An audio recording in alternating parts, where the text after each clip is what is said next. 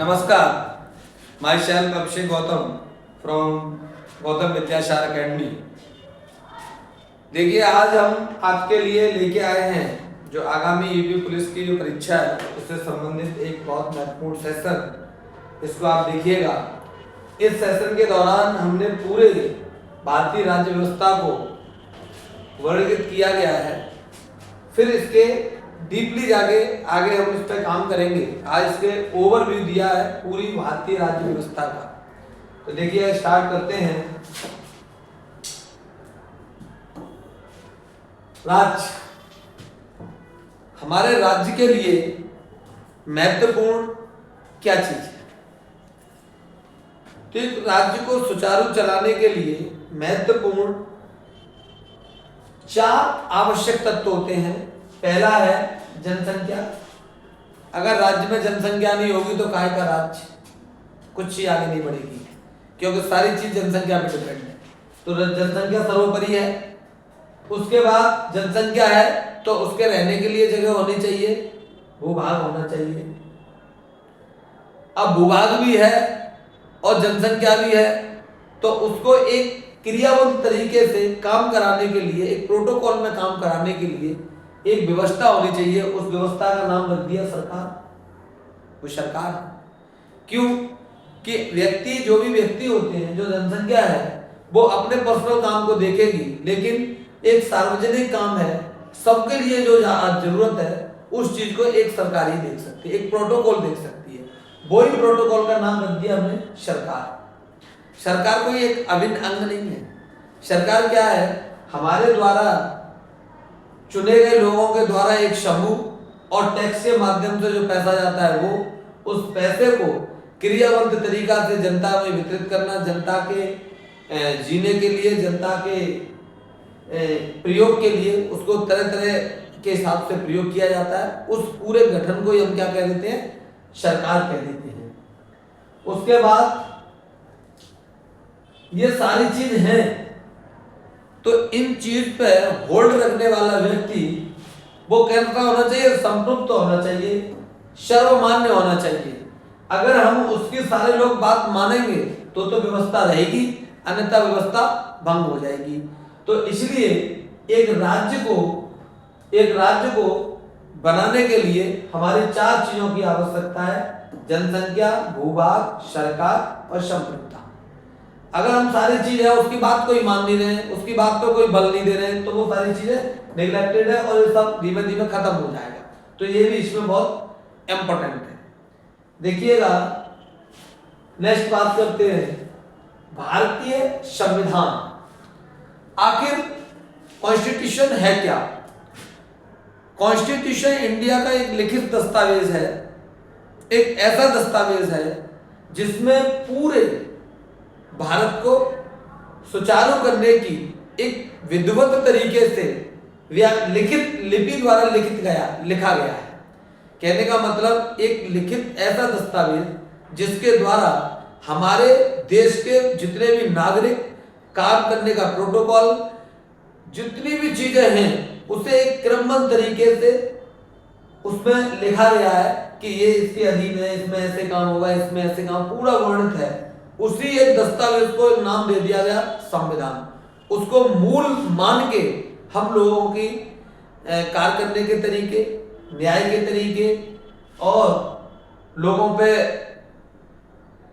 के जो कहने का मतलब आप ये कहेंगे कि उनका क्या अधिकार है, वो क्या दूसरे पे वो क्या कर सकते हैं, वो सारी व्यवस्था उसमें व्यवस्थित है।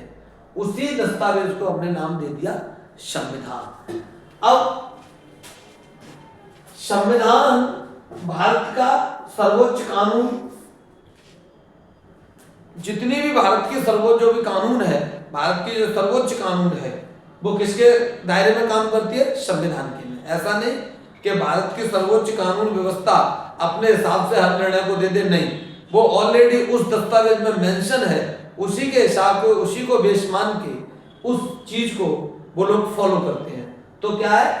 भारत का सर्वोच्च कानून व्यवस्था है कौन है? संविधान। जो कानून है वो किसको मानती है? संविधान को मानती है। लागू हुए कब हुआ? 26 जनवरी 1950 में, ये भी क्वेश्चन आता है। ठीक है, मूल संविधान में 395 अनुच्छेद, 12 भाग और 8 अनुसूचियां। यानी कहने का मतलब संविधान एक बेहद बड़ा दस्तावेज है, उसको एक साथ वर्गीकृत करना बड़ा क्रिटिकल मामला है। तो इसको छोटे छोटे 22 भागों में तोड़ दिया गया। हर भाग में अलग अलग चीजों को वर्गीकृत किया गया है, कौन से भाग में क्या चीज है, कौन से भाग में क्या चीज है। फिर भाग में तोड़ने के बाद उसको अनुसूचियों में तब्दील कर दिया गया। ये अनुसूची है जो हमारे कार्य करने की व्यवस्था है, छोटी छोटी कानून हैं, उन अनुसूचियों के माध्यम से उसमें जोड़ दिए जाती हैं और घटा भी दी जाती है। कभी कोई कानून राज्यसभा लोकसभा द्वारा उसको खंडन भी किया जाता है, कभी नई कानून को मेंशन भी किया जाता है। तो हम अनुच्छेदों में मेंशन भी करते हैं और खंडन भी करते हैं। ठीक है, ऐसे इसकी 8 अनुसूचियां हैं। अब नेक्स्ट देखिएगा, तो कहने का मतलब इन चीजों का सीधा सा मतलब यह है कि संविधान एक वृहद दस्तावेज है, उसको समझने के लिए हमने अपने क्रमिक तरीके से उसे तोड़ दिया गया है, तब इनके नाम रख दिए गए अनुच्छेद, भाग और अनुसूचियां। नेक्स्ट देखिएगा, संविधान की प्रस्तावना। अब जो हमने अनुच्छेद हैं, अनुसूचियां हैं, इन पे हम आगे चल के बड़ा डीपली तरीके से वीडियो बनाएंगे।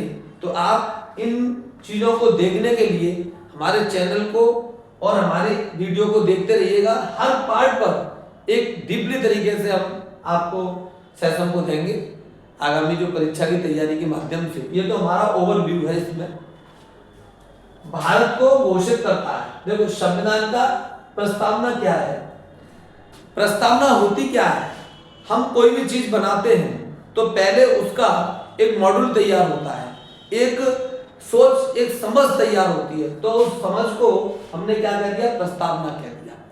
अब प्रस्तावना में क्या है, सबसे पहली बात तो है संप्रभु होना चाहिए। यानी जो भी हमारा दस्तावेज है वो एक ऐसा होना चाहिए कि उसे सब लोग माने। अगर माने तो कानून है, तो संविधान है, और न माने तो एक कागज है, न माने तो एक कागज है। तो इसलिए अगर उसे मानते हैं तो वो कहता है सब प्रबुद्ध है, यानी सर्वोपरि है, हर फैसला उससे नीचे है, सारे फैसले उसके अकॉर्डिंग लिए जाएंगे। नेक्स्ट है समाजवादी होना चाहिए। यानी संविधान, जो हमारी संविधान है उसकी प्रस्तावना कैसी होनी चाहिए, समाजवादी होनी चाहिए। सब, क्योंकि संविधान किन के लिए बनाया गया, समाज के लिए। तो समाज के हित में होना चाहिए, हर एक समाज को एक साथ के तरीके से होना चाहिए। ऐसा नहीं कि उसमें ऊंच नीच का वर्ण किया गया हो, या किसी को कुछ दिक्कत हो, किसी को किसी से फायदा हो, ऐसा नहीं होना चाहिए। धर्मनिरपेक्ष होना चाहिए, हर समानता के लिए होना चाहिए। तो कैसा होना चाहिए, समाजवादी होना चाहिए, धर्मनिरपेक्ष होना चाहिए। हिंदू मुस्लिम सिख इसाई का उसमें वर्ण नहीं किया, वो नहीं किया जाना चाहिए। उसके हिसाब से नहीं उसे आंका जाना चाहिए कि ये छोटी कास्ट का है, कि बड़ी कास्ट का है, कि ये है, कि वो है, ऐसा कुछ नहीं। वो धर्मनिरपेक्ष होना चाहिए। बिल्कुल आप अपने धर्म के लिए स्वतंत्र हो, बिल्कुल धर्मनिरपेक्ष है, धर्म की कोई बात नहीं होगी उसमें, सब समान है हमारे लिए, ऐसा होना चाहिए। लोकतांत्रिक होना चाहिए।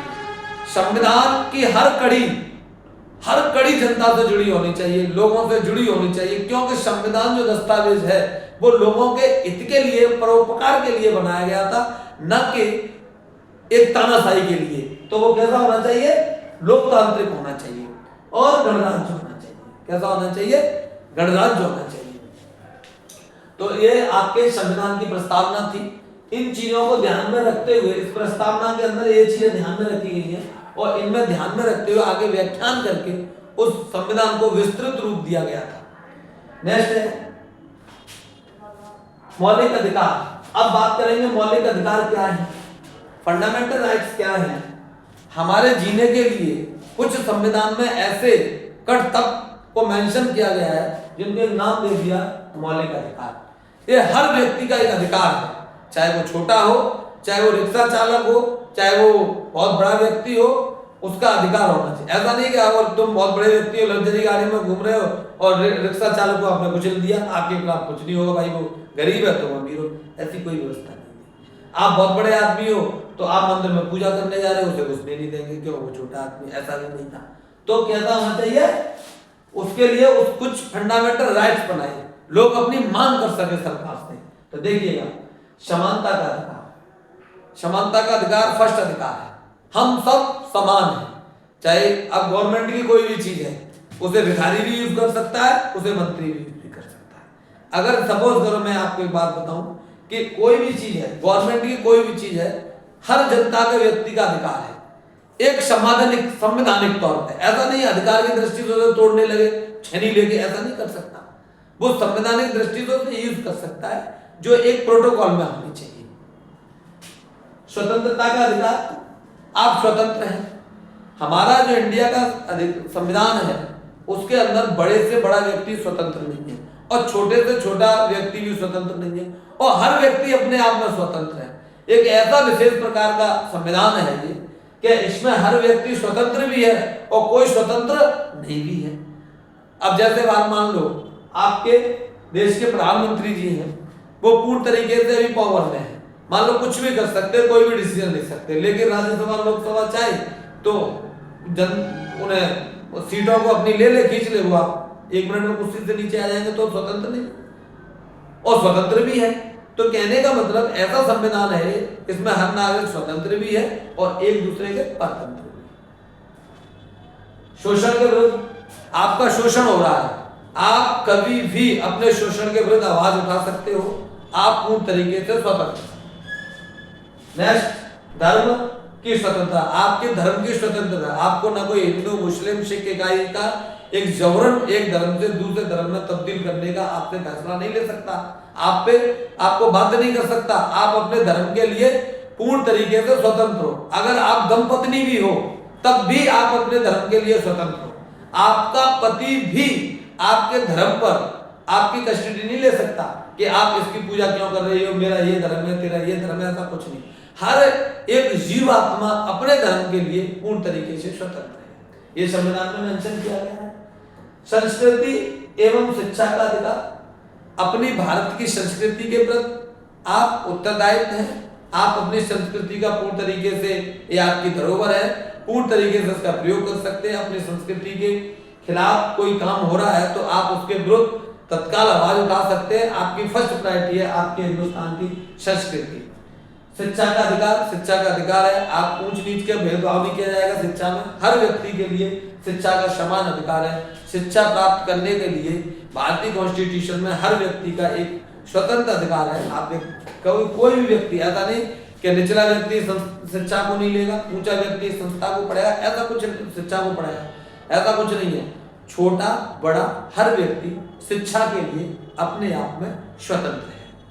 नेक्स्ट है संवैधानिक उपचार का अधिकार। जो भी सरकार की व्यवस्था है उपचार से रिलेटेड, उसमें हर व्यक्ति एक संवैधानिक तौर पे अपनी अधिकार को प्राप्त कर सकता है।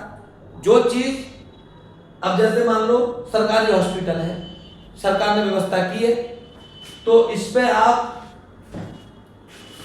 अब देखो इसमें आप उपचार से संबंधित, संवैधानिक उपचार का मतलब यह है कि आप अपने अधिकार का उपचार कर सकते हैं।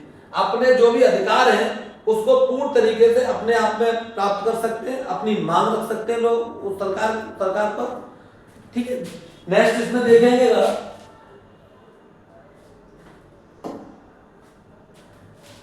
मौलिक कर्तव्य।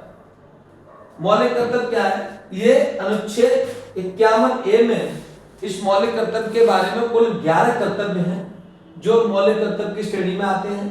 नागरिकों के नैतिक दायित्व हैं। ये जो ऐसे कर्तव्य हैं जो व्यक्ति के नैतिक तरीके से नैतिक दायित्व है, ये हर व्यक्ति अपने आप में फॉलो कर सकता है, अपने कर्तव्यों का पालन कर सकता है। इनका आर्टिकल 51A में इनका जिक्र किया गया है। नेक्स्ट देखिएगा नीति निर्देशक तत्व। इस पर बात करेंगे नीति निर्देशक तत्व है क्या। नीति निर्देशक तत्व ये है, ये संविधान में तो मेंशन है, लोगों के लिए संविधान में तो मेंशन किए गए हैं, लेकिन हर स्टेट की सरकार अपने हिसाब से सरकार को चलाती है, तो कुछ परिस्थितियों के कारण कुछ चीजें वो जनता को मुहैया नहीं करा पाती, उनके कर्तव्यों को नहीं दे पाती, तो वो व्यक्ति जिनके सरकार उन कर्तव्यों को मुहैया नहीं करा पा रही है, उस व्यवस्था को मुहैया नहीं करा पा रही है, तो उसके विरुद्ध, गवर्नमेंट के विरुद्ध वो लोग न्यायालय में रिट दायर नहीं कर सकते। क्यों?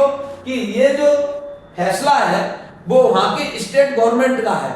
अगर उसका वजूद है तो पूर्ण तरीके से आपके जो आपकी चीजें हैं उनको फॉलो भी करा सकती है और फॉलो करने से मना भी कर सकती है।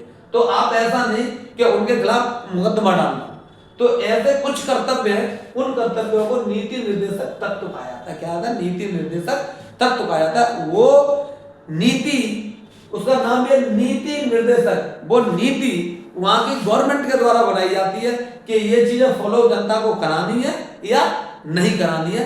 आप उसके खिलाफ, वहां की सरकार के खिलाफ कोर्ट में नहीं जा सकते उन तथ्यों पे।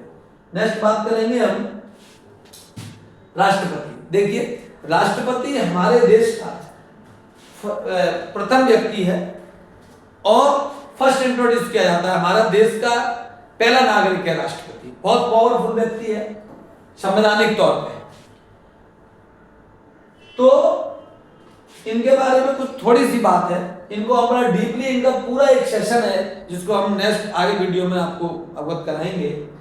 तो देखिएगा, भारत का संवैधानिक प्रमुख है, यानी संवैधानिक तौर पर राष्ट्रपति का पद होता है भारत का प्रथम, पहला पद है।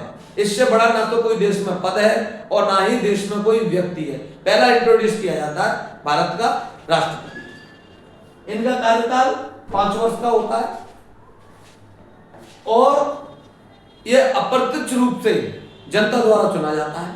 ऐसा नहीं कि कोई टेस्ट क्वालिफाइड करके आते हो, ऐसा कुछ नहीं है।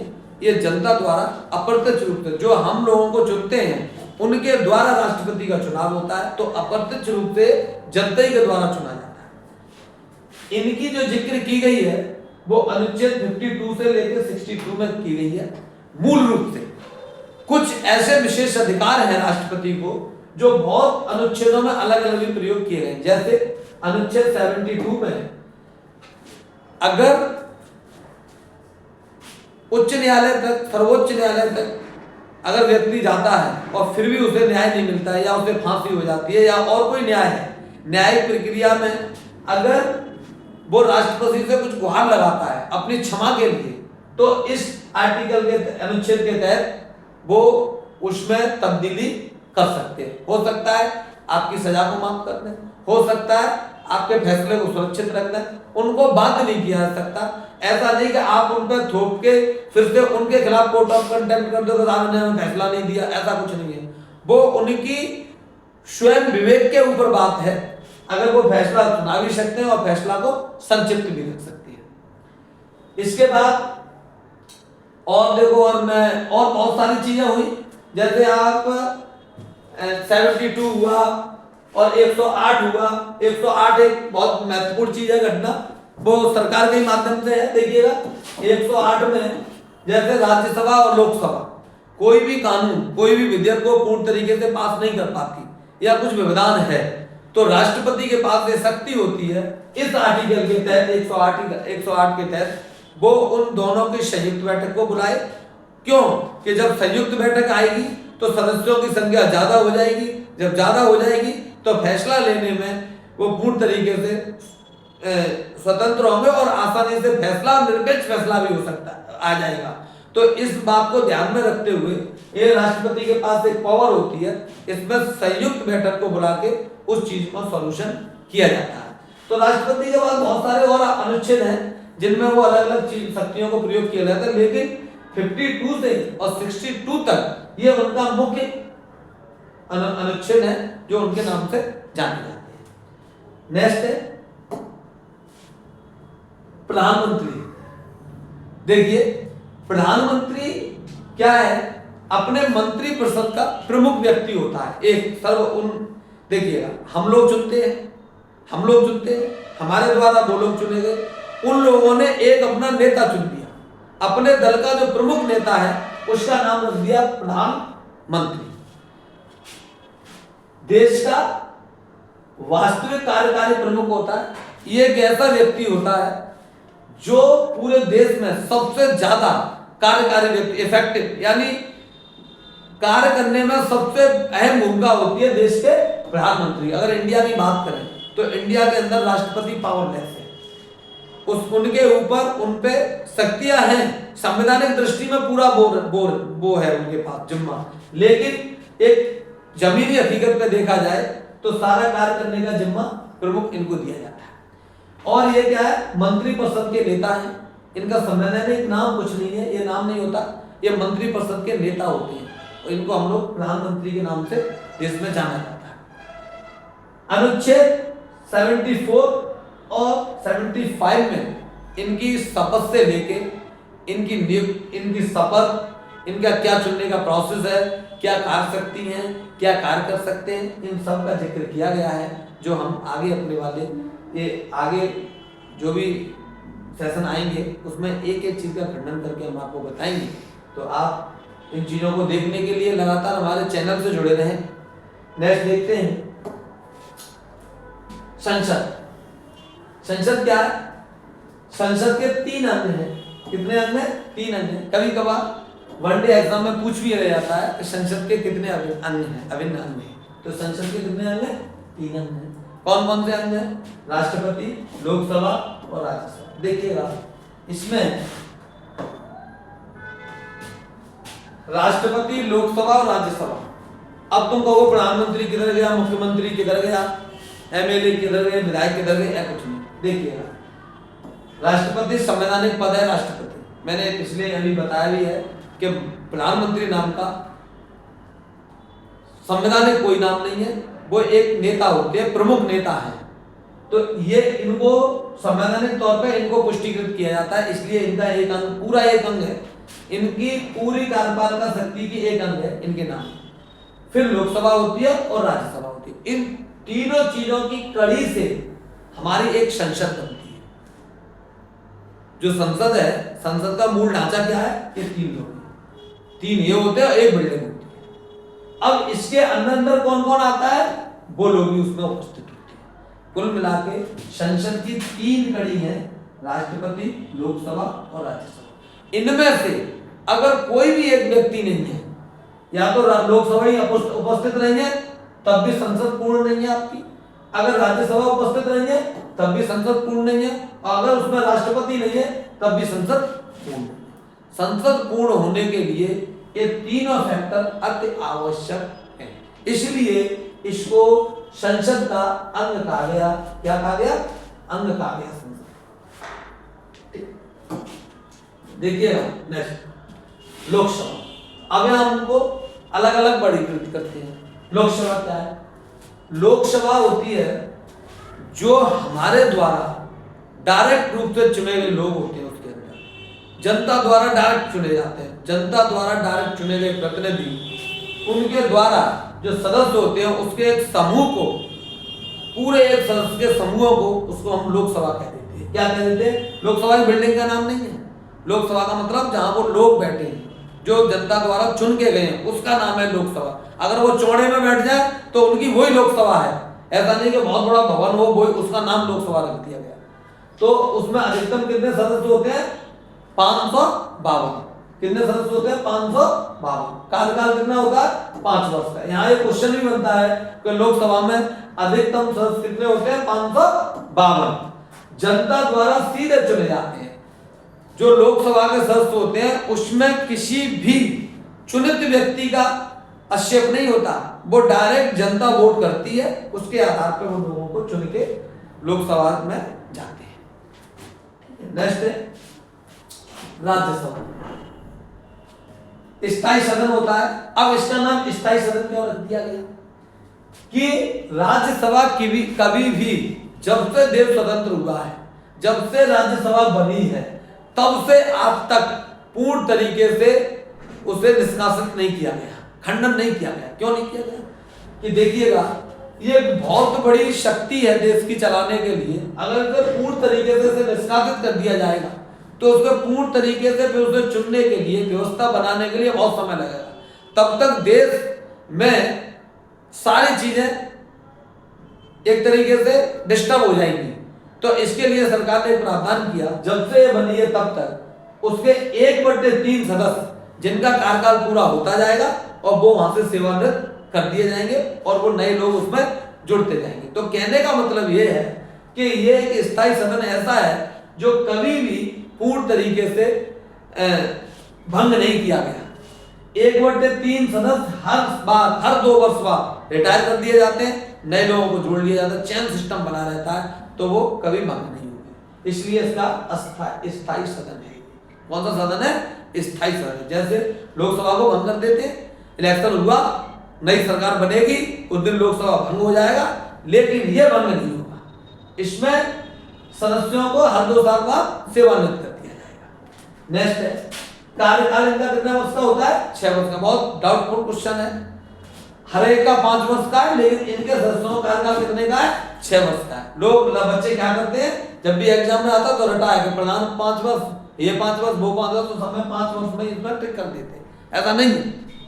नेक्स्ट देखिएगा न्यायपालिका। न्यायपालिका के भी 3 अंग बना दिए गए। कितने? 3 स्तर होते हैं, सर्वोच्च न्यायालय, उच्च न्यायालय और अधीनस्थ न्यायालय। देखिए हम कोई भी काम करते, कोई भी आपराधिक घटना है तो ऐसा नहीं कि सबसे पहले हम उच्च न्यायालय में, सर्वोच्च न्यायालय में चले जाएंगे, ऐसा नहीं। एक प्रोसेस है, संविधान की एक प्रोसेस है, उसके हिसाब से हमें हर जगह जाना पड़ेगा। पहले हम जाते हैं अपने अधीनस्थ न्यायालय, जिसे हम डिस्ट्रिक्ट कोर्ट कहते हैं। क्या बोलते हैं? डिस्ट्रिक्ट कोर्ट कहते हैं। अगर डिस्ट्रिक्ट कोर्ट में अगर कोई आपको फैसला नहीं मिलता है, वहां आप संतुष्ट नहीं हो अपने फैसले से, तो आप रिट दायर करके उच्च न्यायालय में जा सकते हैं।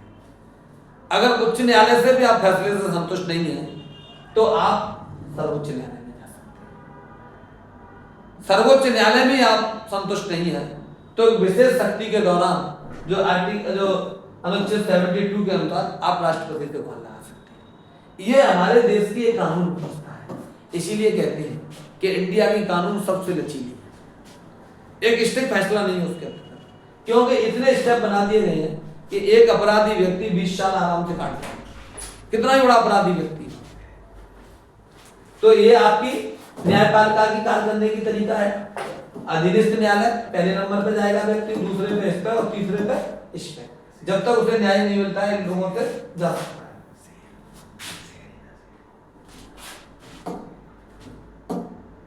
नेक्स्ट देखिएगा निर्वाचन आयोग। देखिएगा ये एक बहुत बड़ी अपने आप में शक्ति है। इसके बिना पूरे देश की व्यवस्था में कोई पत्ता नहीं हो सकता। ये एक तरीके से नींव है। अगर यहीं से गड़बड़ हो गई तो पूरे सिस्टम में गड़बड़ है। इस सिस्टम में एक्यूरेट करने का सबसे पहला स्टेप है जो आज हमारे देश में नहीं है।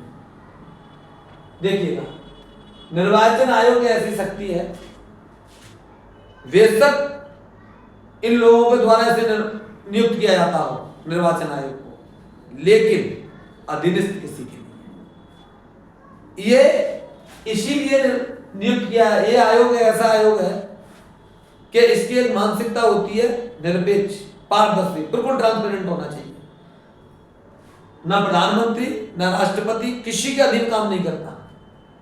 तो इसको कहते हैं निर्वाचन आयोग। क्या है? स्वतंत्र संवैधानिक संस्था है। ये संवैधानिक संस्था है, पूर्ण तरीके से स्वतंत्र है। इलेक्शन है तो बेशक प्रधानमंत्री चला है, रूल है तो सबके लिए रहेगा। ऐसा नहीं कि उसका पार्टी का नेता है, मौजूदा हालत तो उसके उसमें अलग रुझान हो, और जो लोग बाद में हार गए हैं उनकी सरकार नहीं है, उनके अलग कोई प्रक्रिया चली जाए या अलग कानून बना दी जाए, ऐसा कुछ नहीं है। ये स्वतंत्र है। निष्पक्ष चुनाव ये इसकी फर्स्ट प्रायोरिटी है। सरकार की भी मानसिकता है। संविधान में मेंशन किया गया, तब भी यही मानसिकता सोच के मेंशन किया गया कि निष्पक्ष चुनाव होगा। इस पूरे आयोग का काम ही यह है कि जनता की जो भी वोट करने का, जो जनता ने जिसको वोट किया है, वो वोट उस व्यक्ति के हक में स्वतंत्र रूप से पहुंचाना, ये इसकी फर्स्ट प्रायोरिटी है। इनकी जो पावर के बारे में, इनकी कार्यकारिणी के बारे में, इनके गठन के बारे में जो भी व्यवस्था की गई है वो अनुच्छेद 324 से लेके और 329 तक बात की गई है। इसमें पूर्ण तरीके से वर्णित किया गया और हो सकता है हमारा नेक्स्ट सेशन भी इसमें होगा। तो आप इन चीजों को एक डीपली तरीके से देखने के लिए हमारे सेशन से जुड़िएगा और हमारे चैनल को हर वीडियो को देखिएगा। हम आने आगामी परीक्षा को ध्यान में रखते हुए हर चीज को हमने बहुत डीपली तरीके से हम स्टडी कराएंगे। इसमें इस वीडियो में हमारा पूरा ओवरव्यू है पूरी पॉलिटी का। नेक्स्ट देखिएगा संविधान संशोधन। अब आप कहेंगे संविधान संशोधन क्या है? तो देखिए हमारा जो संविधान है, कॉन्स्टिट्यूशन के मूल ढांचे में कोई भी ऐसी शक्ति नहीं बनी देश की जो संविधान के मूल ढांचे में परिवर्तन कर दिया जाए। अगर मूल ढांचे में परिवर्तन किया हो जाएगा तो संविधान लाखों बार अभी तक नया बन जाता। हर नेता अपने हिसाब से संविधान बना देता। तो संविधान में सबसे बड़ा मेंशन यही है कि संविधान का जो मूल ढांचा है उसमें कोई तब्दीली नहीं की जा सकती। लोकसभा और राज्यसभा की सामूहिक सहमति से हम किसी कानून को पास कर सकते हैं और किसी कानून को निष्कासित भी कर सकते हैं प्रेजेंट टाइम के हिसाब से।